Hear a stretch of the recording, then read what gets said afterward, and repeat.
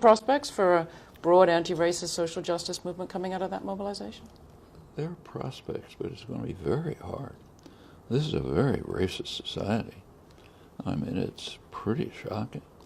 And what has happened in the last roughly 30 years with regard to African Americans actually is very similar to what Baptist describes in the late 19th century. Remember what happened. The constitutional amendments during and after the Civil War were supposed to free African American slaves. It did something for about 10 years. Then there was a North-South Compact, which essentially granted the former slave-owning states the right to do whatever they wanted. And what they did was criminalize black life in all kinds of ways. That created a kind of a slave force. In fact, one of the most interesting books on it, Douglas Blackman's, is called Worse Than Slavery or something like that. It threw mostly black males, but also women, into jail, where they become a perfect labor force, much better than slaves.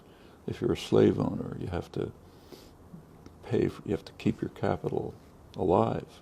If the state does it for you, it's terrific. No strikes, no disobedience, perfect labor force. A lot of the American Industrial Revolution in the late 19th, early 20th century is based on that.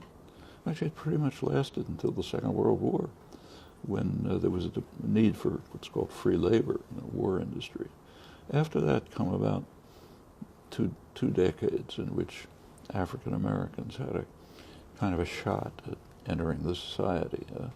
A black worker get a job in an auto plant. The unions were still functioning, maybe buy a small house, send his kid to college or something. By the 1970s or 80s, it's going back to criminalization of black life. It's called the drug war, which is a racist war. Ronald Reagan was an extreme racist, didn't hide it.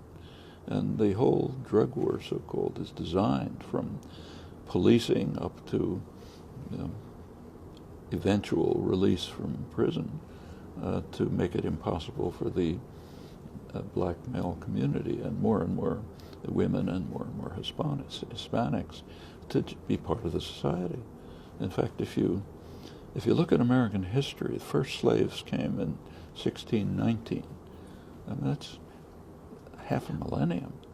There have been about 3 or 4 decades in which African Americans had a limited degree of freedom.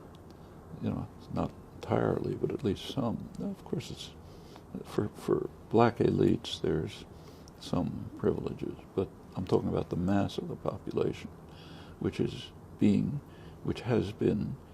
recriminalized and incidentally also turned into a slave labor force. There's prison labor, for example. Well, this is American history. To break out of that is no small trick. Yeah. In fact, if you take a look at the election, say the last election, in many ways it's a civil war. The red states of the Confederacy.